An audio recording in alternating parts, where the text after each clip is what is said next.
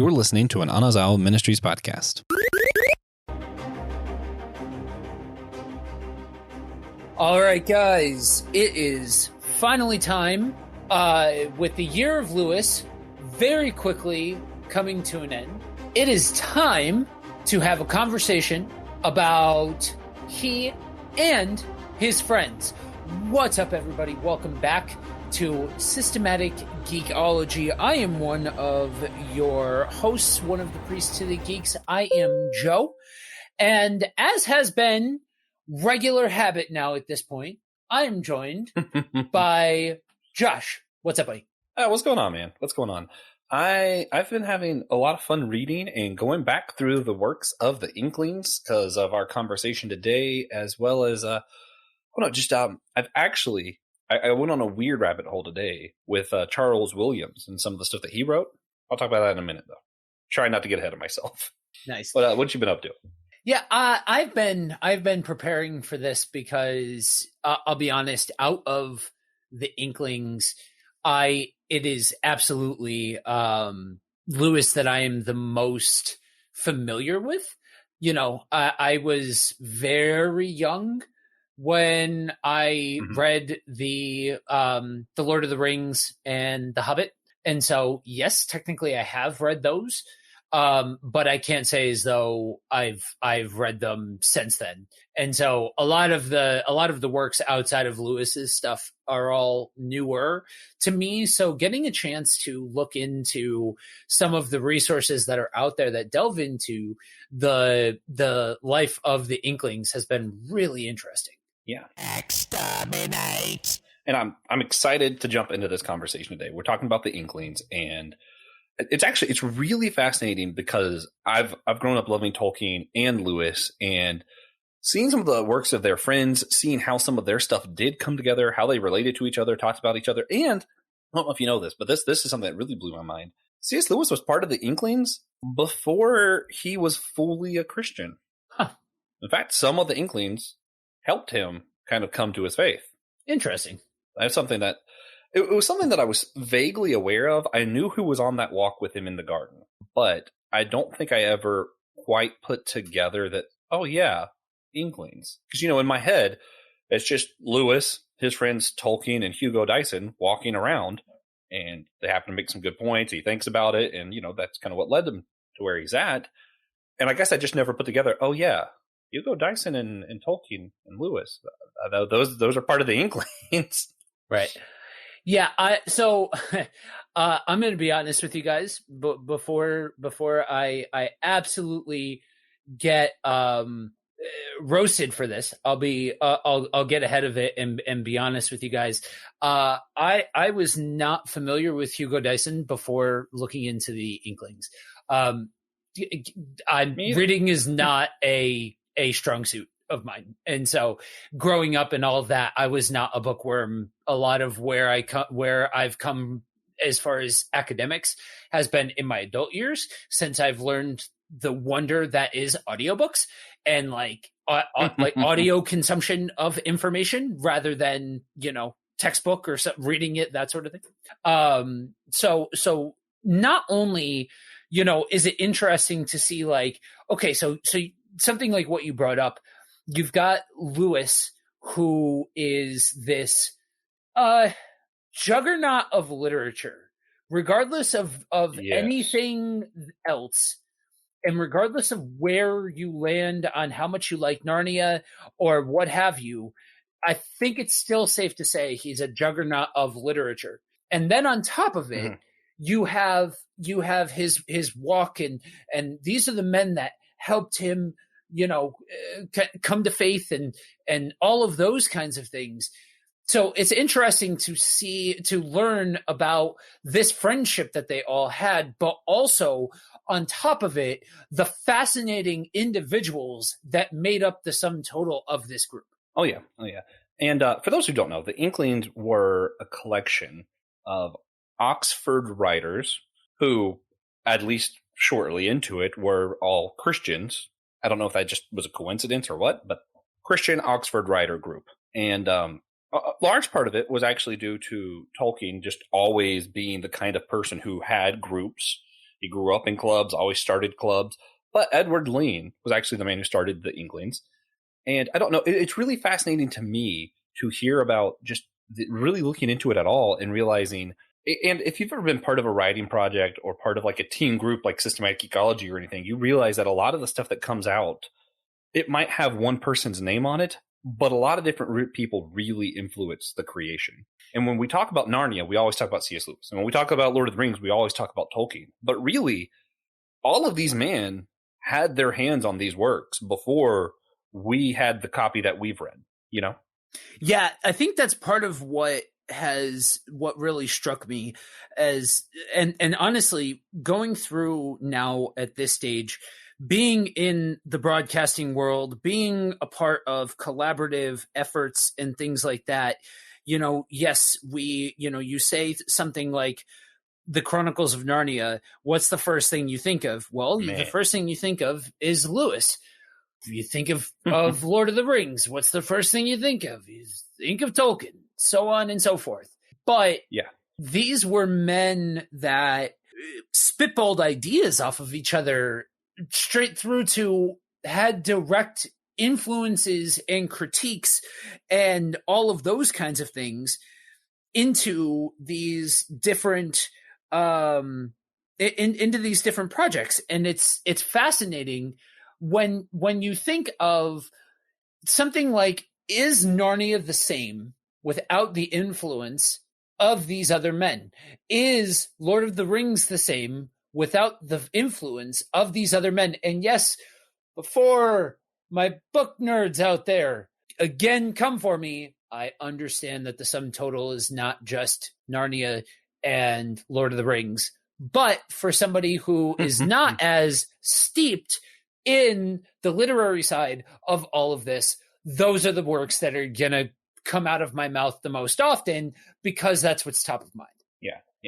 And if you read Lord of the Rings, you read about the Fellowship of the Ring. You see Gandalf and Bilbo's friendship. You see Frodo and Sam's friendship. A lot of that was based off of what their friendships were like in this group.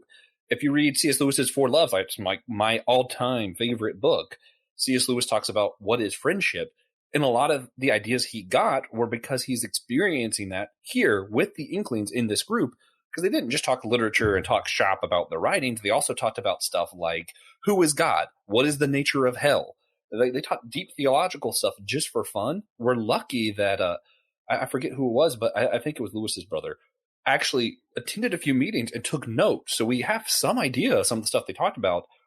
And it's funny because he mentioned that he wishes he would have wrote down more notes beforehand because he didn't really realize what he was witnessing, how powerful these meetings were. And they were together a lot longer than the Beatles, just saying. But when we talk about the Inklings, there's a lot of men involved, but the ones that I wanted to talk about is, I mentioned Edward Lean, C.S. Lewis, obviously, Tolkien, those are the two big names. Also Owen Barfield, Charles Williams, and we have to mention Hugo Dyson, even though Hugo Dyson really wasn't that popular of an author. But he was a huge influence in this group. He's a huge influence in what we have as Narnia and what we have as Lord of the Rings, even though you may have never heard his name before. Yeah. It's pretty wild. Yeah. Charles Williams, I mentioned him. He was a supernatural thriller. Most of his books are that. But he's most famous for, he wrote something like a commentary or something that had to do with Dante. I read it a long time ago. It was pretty interesting. But again, he was another one that I'm like, I could take him or leave him. You know what I mean? Right. Go ahead. Yeah, it seems like a lot of what I can find kind of post, obviously post these guys being alive, but a lot of what I can find in, historically speaking, really emphasizes Lewis and Tolkien as the guys from the group, and then everybody else was kind of like the backup singers, so to speak, like not quite as forwardly famous or impactful as those two. Yeah. Although both of them would say that Owen Barfield was actually to blame for a lot of the wordsmithing, that people complimented them on how well their words were. Well, Owen Barfield, part of this group, he was a linguist. Huh. He studied language and the difference in the history of language. He like started a lot of the study of history of words. Of course, having someone like that look at your work and kind of comment allows you to write better work. Yeah. Also, it said Owen Barfield was actually C.S. Lewis's best friend.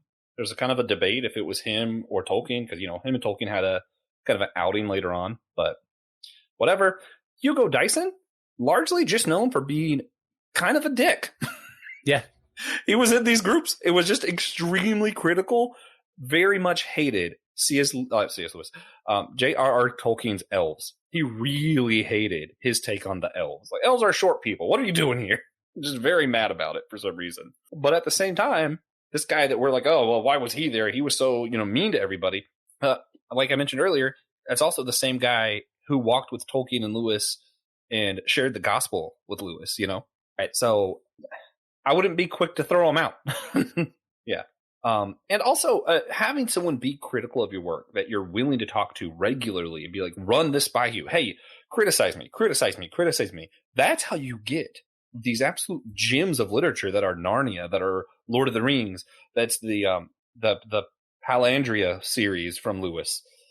That is how you get these awesome works, is because they ran it by these other men, one linguist, someone who was just there to be critical. You have someone who's going to just criticize the crap out of your work until you write it good enough that he doesn't have anything to say. It's going to be good. Having a critical friend is a good thing.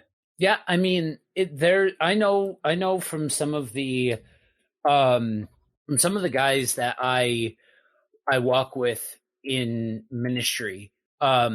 There are certain guys, shout out to Brother Matthew, that are around that keep me honest. I don't when I'm around them, I don't get to hand wave certain things. I don't get to use shorthand, stuff like that, because they're the type of people that will call me out on it. And that's a good thing, because it keeps you sharp. It forces you to stay sharp. How's it go? Iron sharpens iron, something like that? Something like that. I feel like I've read that someplace. I don't know. Yeah, I don't know. Somewhere. Yep. I know we've talked a lot about how important this group is. I just want to throw out there were two of my favorite trilogies of all time were almost not written, and if it were not for the Inklings, would not have been written. Tolkien almost didn't write Lord of the Rings. If Lewis didn't push him into writing it, we would not have Lord of the Rings. You can't have Lord of the Rings without C.S. Lewis. Same thing with the Palandria series that I love so much. The sci-fi trilogy that Lewis wrote, he wasn't going to write it because a lot of the Inklings were kind of anti-modernism. That's a huge part of Lord of the Rings. The meaning behind the book is just kind of this industrialism is bad kind of stuff. And Lewis loved science, but he didn't like that we were getting further away from one-on-one contact with other people. So he was kind of iffy about industrialism still. And he ended up writing it because Tolkien encouraged him, and it almost didn't really get out there much. Publishers were like, oh, this is stupid, whatever. Tolkien publicly wrote about how fantastic the sci-fi trilogy was. And because of Tolkien's endorsement, more and more people read it. And it actually, I probably would have never heard of it if Tolkien didn't do that. Yeah. And it's just, these men, yes, they were critical of each other, but they also built each other up. I mean, Tolkien definitely did criticize Narnia very heavily. But when it turned around and other people were trying to beat Lewis down for his sci-fi trilogy, Tolkien said, absolutely not. This is a complete work of art. You know what I mean? Like, right. Yes, be critical, but they also built each other up. And it's just, when you read how they viewed friendship and how it was, we're going to help each other grow and we're not going to just tear each other down. Yes, we're going to be critical, but no, we're not going to tear each other down. That is what we try to, we've never sat around and said systematic ecology is going to be exactly like the Inklings, but that's sort of what we're going for here. Like, we want to be this group of people who can criticize one another. Lord knows, Joe and I have criticized one another. Yeah. But also, we're in each other's corner. When Joe wants to do that next DC movie, I'm going to make sure someone's on it, and if not, I'm gonna go watch it. I'm going to be on it. You know what I mean? Or some of the stuff like the Narnia episodes. There were definitely a few that I was like, eh. But I know what Joe has to say with these Narnia episodes is so powerful and so cool that I'm going to do everything that I can to make sure it's the best thing out there. You know what I mean? And I hope, we don't usually talk to our listeners, but I hope those Priest to the Geeks listening will also have that same attitude on our social media and everything. I know so far we've had a good good culture there, but it's always hard on social media. It's always easy to just tear one another down, say, I hate your opinion kind of stuff. Right. It's hard to be critical in a constructive way and always remember to build each other up. Yeah, it's, when people hear things like mastermind or something like that, like when they hear these buzzwords that are thrown around, it's easy to think something along the lines of, oh, well, that's just a spot where everybody is, in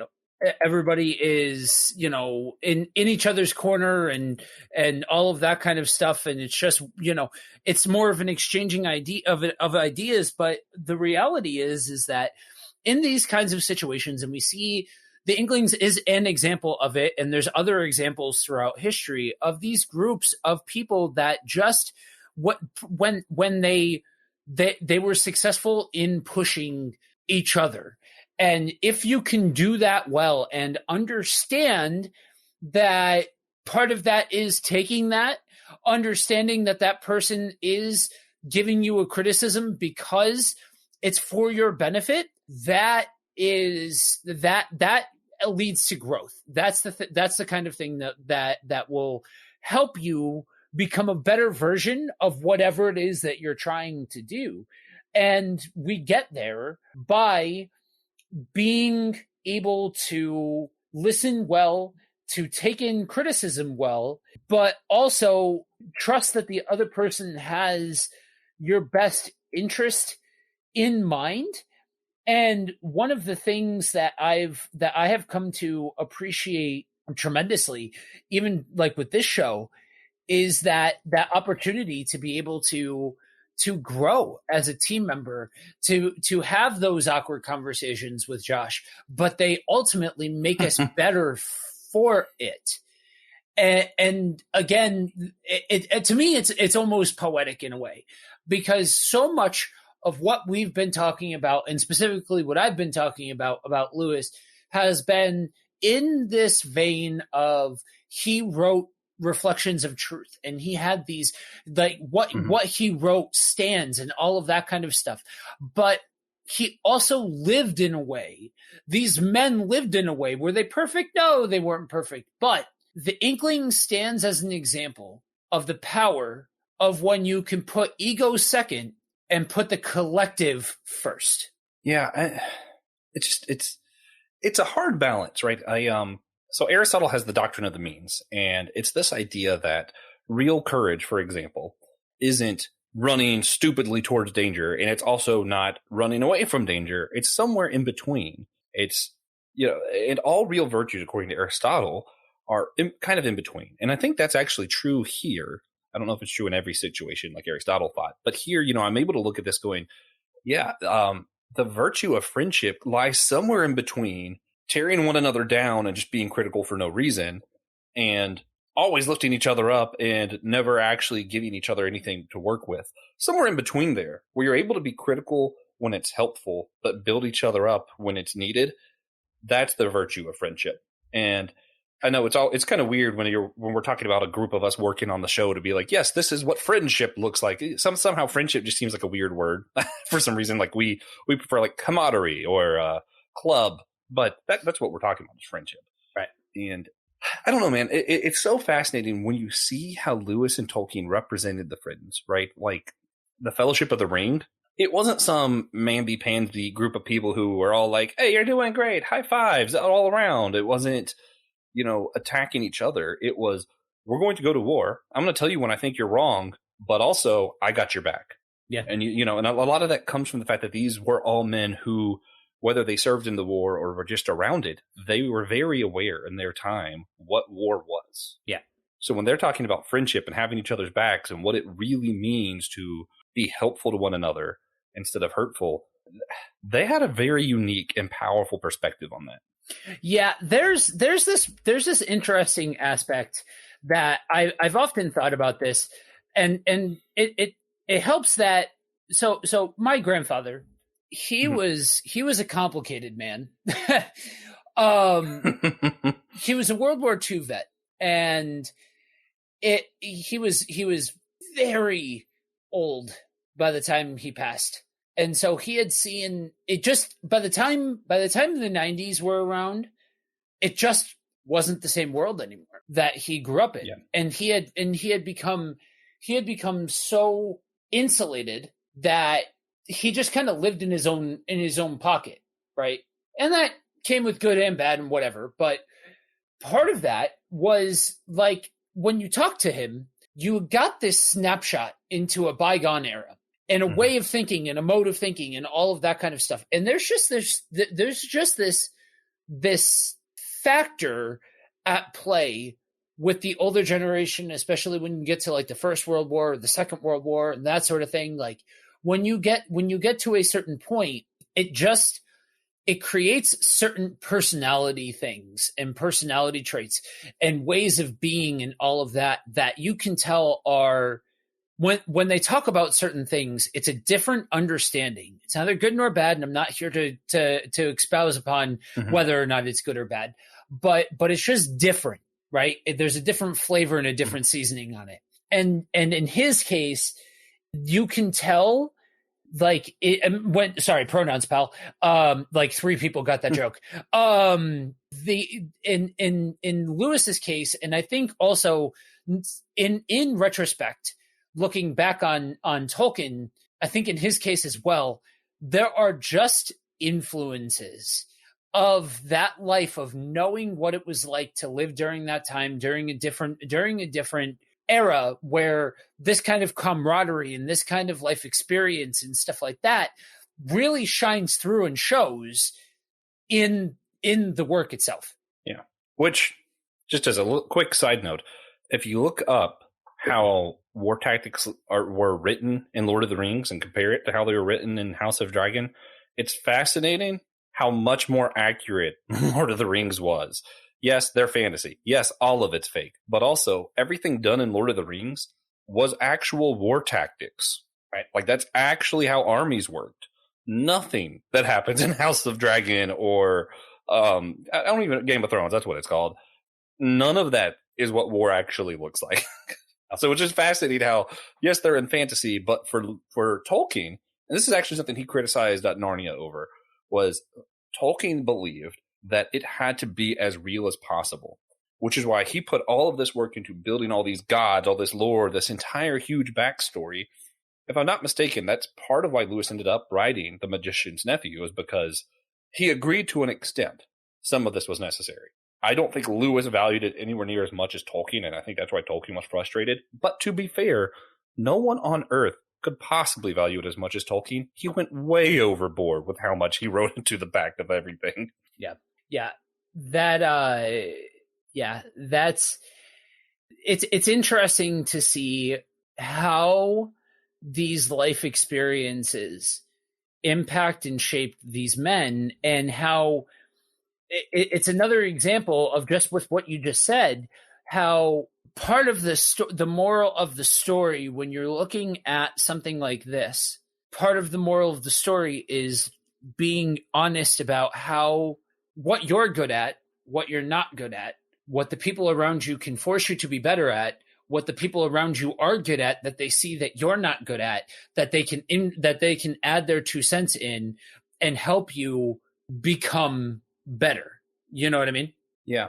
This is kind of weird. I'm going to read a quote from The Four Loves, right? So when Lewis is talking about friendship, and this is one of those things where exactly what we're talking about, when you have in mind who the person C.S. Lewis was, you have in mind he had this friend group, right? You have in mind that he was part of the war. This quote reads different. A lot of times you read some of the more theological stuff from C.S. Lewis and you just kind of read it as, this is good information. And it is. But put it in context for a minute. Put this quote in context of the man, who he was, what we know about him. You will not find the warrior, the poet, the philosopher, or the Christian by staring in his eyes as if you were his mistress. That's not what friendship love looks like. Better, fight beside him, read with him, argue with him, pray with him. When I read that, it's just some things he's thrown out there. But when you think in the mind of Lewis, Lewis was a warrior and a poet and a philosopher and a Christian. So when he says how you experience friendship is fight beside him, read with him, argue with him, pray with him, he means it, you know? Yeah. And we're talking about like a guy that's not hyperbolically any of those things. Like he was in the war. He did, he was a true to heart warrior. He was these different things. And so I think to an extent, somebody who has lived those different identities is exactly the right person to be able to speak on those identities. And I think that that's part of what makes Lewis's take on it so impactful and so resonant, because it's coming from somebody who lived a lot of life. And it's funny too, because in that same chapter, when he's talking about friendship, he's like, you don't see this kind of friendship anymore. The only stories are like Romeo and Juliet and this kind of stuff. You don't see, and he's, referencing the Friends and Beowulf and all these other things. And it's funny because I'm reading it just as a modern reader, not thinking of the person going, what do you mean? I've seen Lord of the Rings. I was like, oh, wait a minute. And it's like, oh yeah, that's they both wrote this around the same time. Right. Thinking the same thing. Right. Yeah. Which is just funny. Yeah, to all of their credit, we're building up the Inklings, talking about how great they are. Eventually, it did actually get so aggressive with one another that, here's what's crazy, they sort of disbanded twice. Yeah. In the 40s, they decided to stop criticizing one another's books. They were getting old enough they didn't have to keep writing and all this stuff, and they were like, hey, this is getting too much for our friend group, and just decided to keep meeting and not criticize one another's books anymore. You know how difficult it is to decide, we're going to stop doing this project together, but we're still going to keep meeting because that's what's best for our relationship. Yeah. That's a hard thing to do. And they stayed that way for 20 more years. They didn't fully disband until the 60s, and that was pretty much because enough of them had died that it wasn't realistic to keep doing that anymore. Right. Yeah. Yeah. It's there has to be a level of commitment to the group and a level of humility to be able to say, okay, we are going to stop doing this thing that brought us together, but because we are friends and because we are a group, we are still going to keep being that friend group, Yeah. Yep. Brandon was part of our show, and Yep. he had to leave for various reasons. And yes, it was difficult to figure out, how are we still going to maintain our relationships, right? How are we still going to do things? But if you follow our other shows, you'll know Brandon's done stuff with Whole Church. He's done stuff with Buddy Walk. We've been on his show. We found a way not to cut that communion because that friendship is more important than systematic ecology. Yes. Yes. That's the reality of collaborative work, is everything has a season. And if you can bring yourself to understanding that sometimes that season needs to change for the betterment of one or all, that's incredibly important. You know what I mean? And that's just a reality of life. You know what I mean? And yeah, that's and you move forward, right? That's the thing, is You can get stuck in that point, and you can because we are human, it's easy for us to get stuck in the weeds and then not move from that moment in time. But if you can realize that moment in time is part of something bigger, then you can deal with that appropriately. Yeah. And just to be clear, because I don't want to misrepresent anything, Brandon decided to leave for his own well-being. Oh, yeah. We didn't force him out or anything. And, it wasn't all easy to be like, oh, he doesn't want me anymore. You have that kind of relationship mindset, even though you would never say it like that. It's like, oh, he doesn't want us anymore. I'm like, it wasn't easy. But you know what? I love Brandon like a brother. We're doing a convention for my other podcast, Whole Church. I think systematic ecology is going to be a part of that in some ways next year. And Brandon is going to be a big part of that here in Charlotte. And it's because that friendship is just simply more valuable than my own feelings about this show, my own feelings about why did this happen or that happen. And I'm like, I want Brandon to do what's best for Brandon. And I want us to figure out the best way to do that friendship. And that doesn't go just for him. That goes for every single person on this show.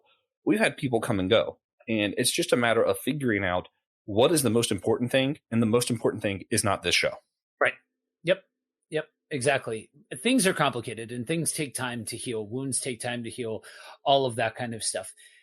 But the reality is however you handle those things, and I'm just saying this objectively. I'm not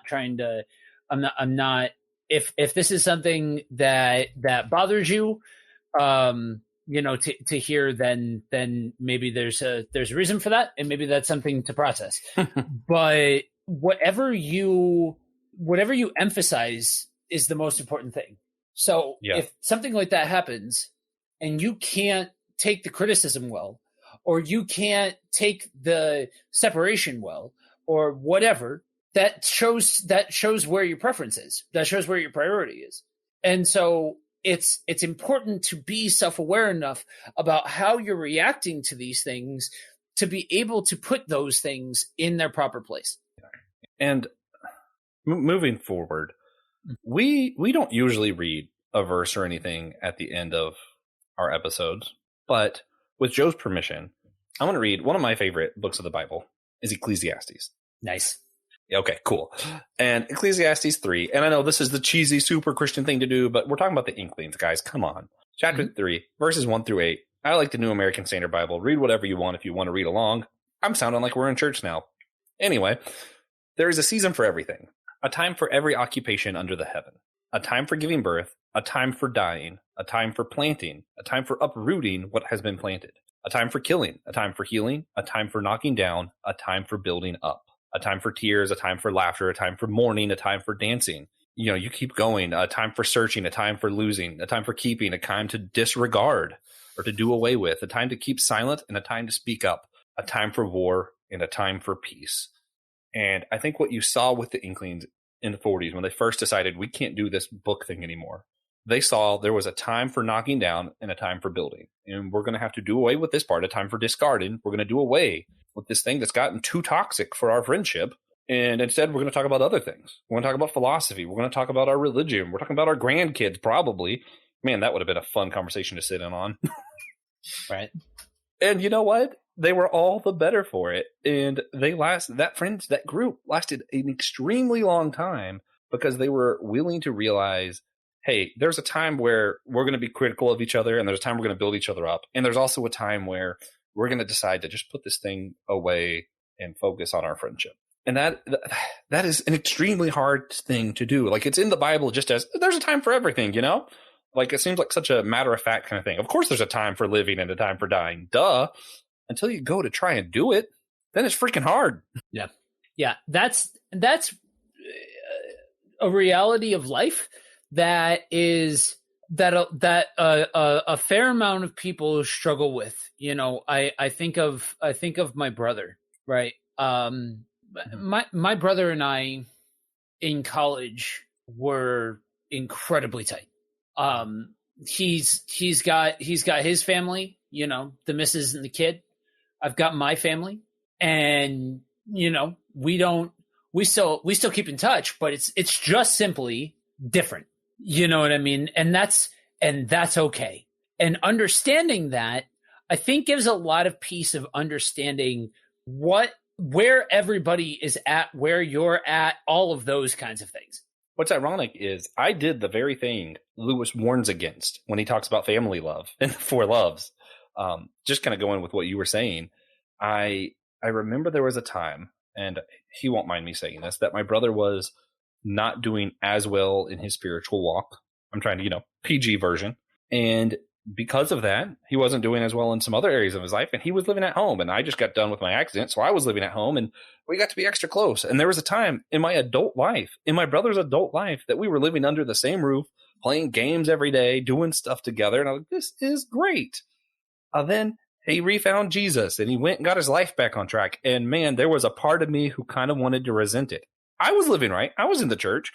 I should have been really happy that my brother was starting to do right, but instead I was like, okay, but I liked it more when he was at home, And man, that's terrible. It's kind of embarrassing to admit, which is why I laugh a little bit at myself, because I'm like, that was so stupid. And one day when I make it to whatever the new earth and the new heaven looks like, whatever that looks like, I don't know, guys. I'm not an expert at that kind of theology or anything. I haven't studied it a lot, but I do know that at some point I will be with my brother for eternity, and we will get to be with one another in the joy of the Lord. And I'm really just going to have to keep looking back at that moment where I was sad that he wasn't as home as much and just laugh at, wow, that was such a stupid thought.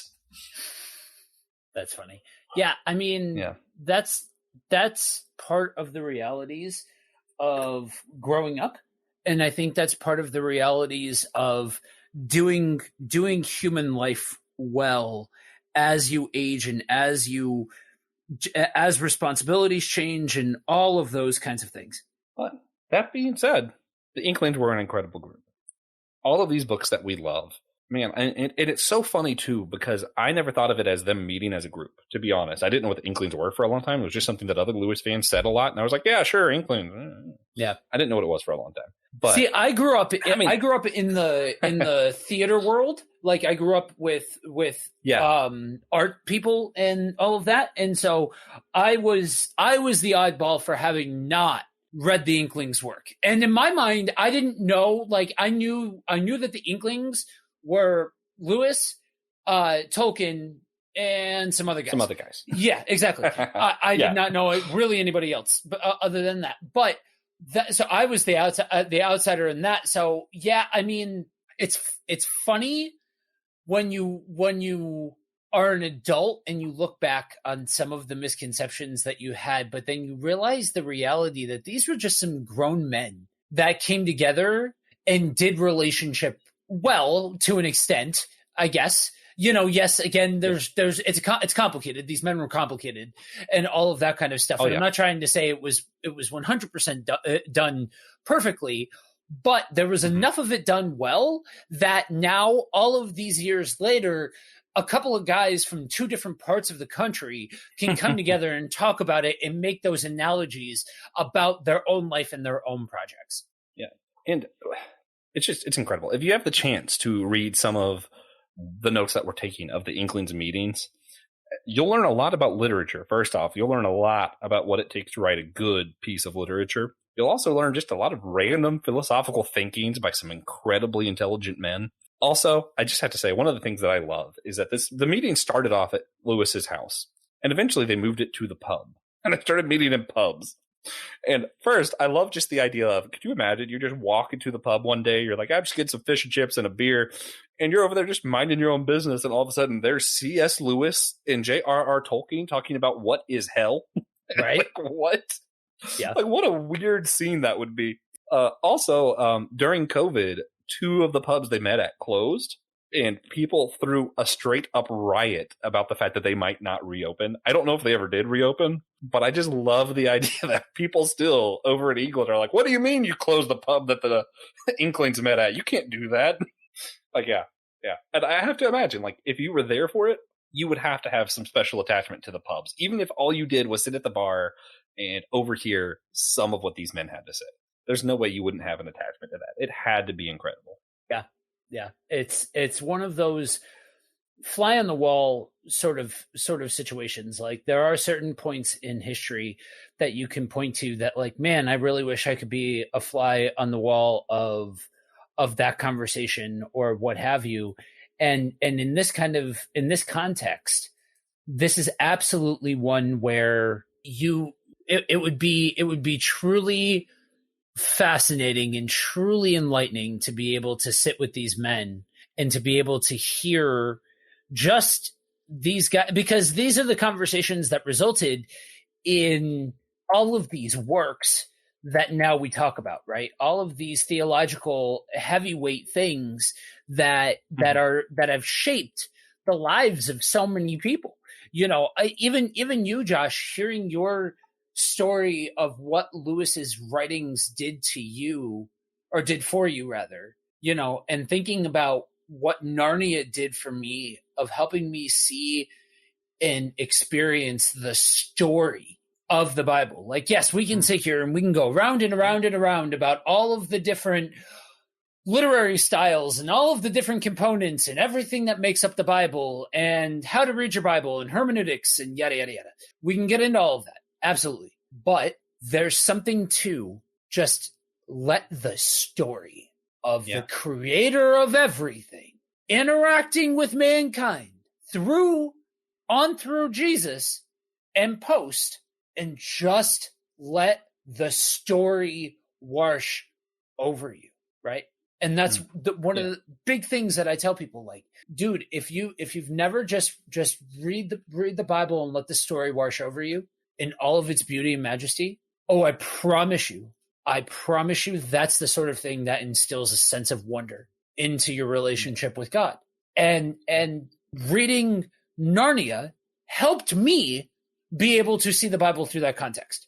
To be able to then turn around and not just approach it from an apologetic standpoint, but also from a standpoint of this happened. Yeah. When you're able to read it as a story and not have to evaluate every second. Yeah. The story is able to kind of be a little more immersive. We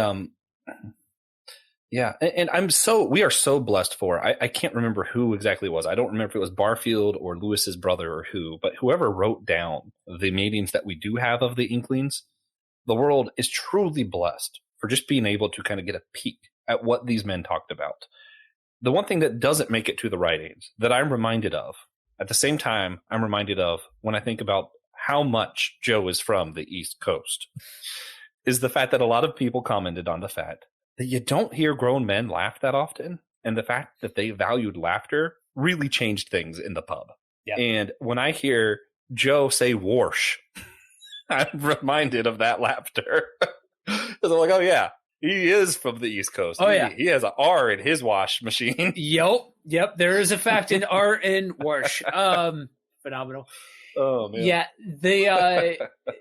But that's a point, right? Because there is a misconception that men can't laugh, especially the further east that you get. Like, like you don't. This is stiff upper lip territory. Like, men don't laugh, and like we're the more the how do I say this? The millennial bracket becomes closer to the median age. Like the more average age bracket that you come across is the more that fluctuates. But being able to see an example of men cooperating well serves as a testament, because we're still very actively, as 30-somethings, trying to fight back against some of those bad misconceptions from previous generations. Yeah. Have you ever seen the movie Risen? Mm-hmm. Yeah, I can count on one hand probably the amount of Christian movies that's come out recently that I'm like, I actually liked that. Risen's one of them. And it is because of how they portrayed Jesus and the disciples, where they were laughing and having a good time. They weren't, just sitting up proper and just, hello, would you pass the bread? They were laughing. They were cutting it up. And when you read the Bible, you hear love, joy, peace, all these things being fruits of the Spirit. Joy is a huge part of that. The joy of the Lord is my strength, right? That's something you see in the Inklings. It's something you see in the disciples in the Risen movie. It's why the movie works for me, because you don't typically see Jesus, A, portrayed as a brown person, or B, you don't see him portrayed as someone who had joy. And that movie did that. And that's something that means a lot to me. And it's something that I think the Inklings did for a lot of men, in England especially. They didn't laugh. And you went to the pub, right, and here was this group of Oxford scholars cracking up at each other while talking about whether or not hell was real. Like, that meant something for some people. And I think it truly changed the world. Some of those men's laughter changed the world. Agreed. Let's take the lessons from those that came beyond. Maybe keep this in mind the next time that there's some kind of debate. Yes, we are getting ready to launch a series of verses and all of that, and we are going to endeavor to have those conversations well, and all of that, and it may be a little bit gimmicky and all of that kind of stuff. But let's take the cue the next time that we try and tribalize the works. There's an ongoing comic joke. Book fans need that. Yes. There's an ongoing joke between a couple of us and co-host Will about his bad opinions about Star Trek. But in the fact that the one piece of Star Trek that he likes is the most Star Wars version. But the reality is like, I understand that it's all fun and games to poke at, Lord of the Rings is better, Narnia is better, Star Trek is better, Star Wars is better. Like, I understand the Palandria trilogy, but like, let's be aware of what is fun and what is not.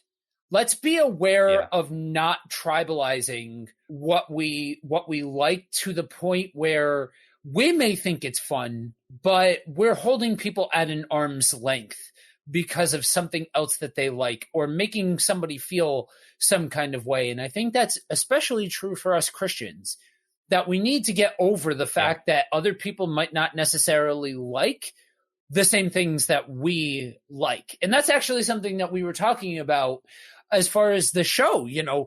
We appreciate that you guys have walked with us as we have endeavored to get better at not saying that was bad, right? That was objectively bad. When subjectively it wasn't my cup of tea, it wasn't for me, whatever.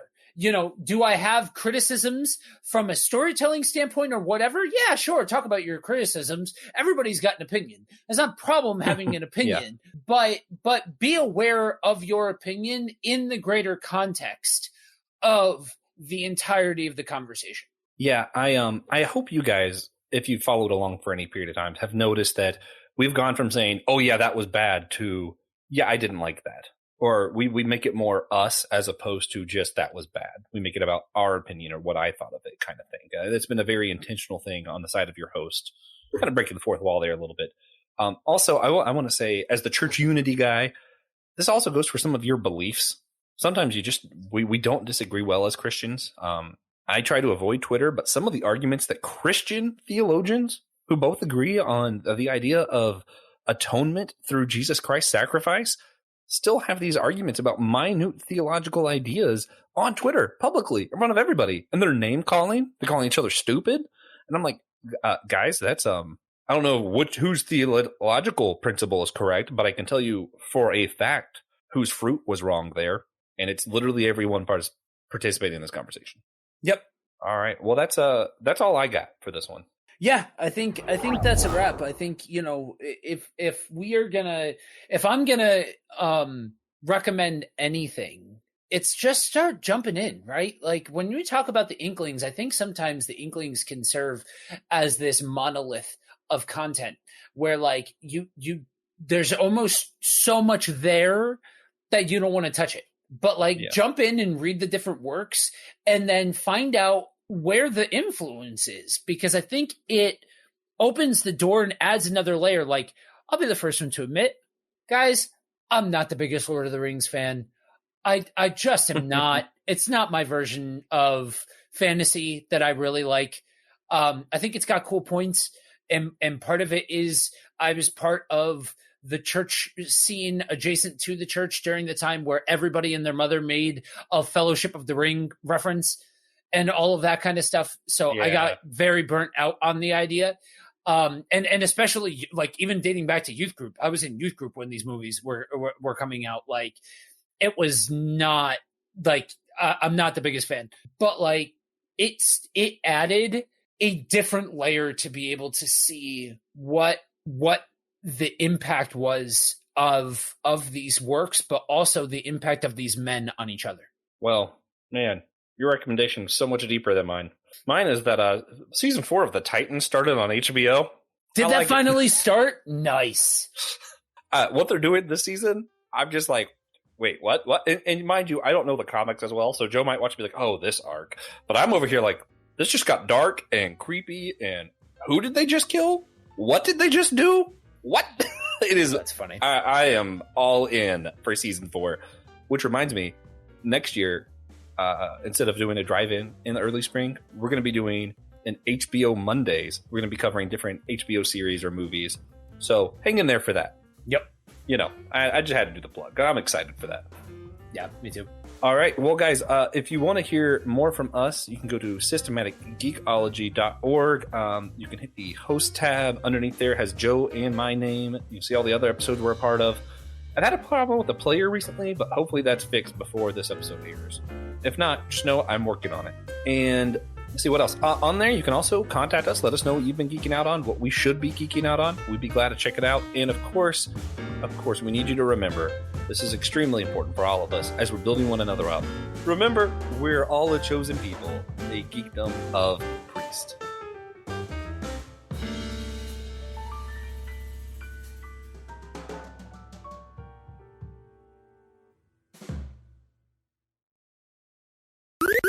This was an Anazao Ministries podcast. If you enjoyed this show and would like to learn more about our network, be sure to check out the Anazao Ministries podcast network.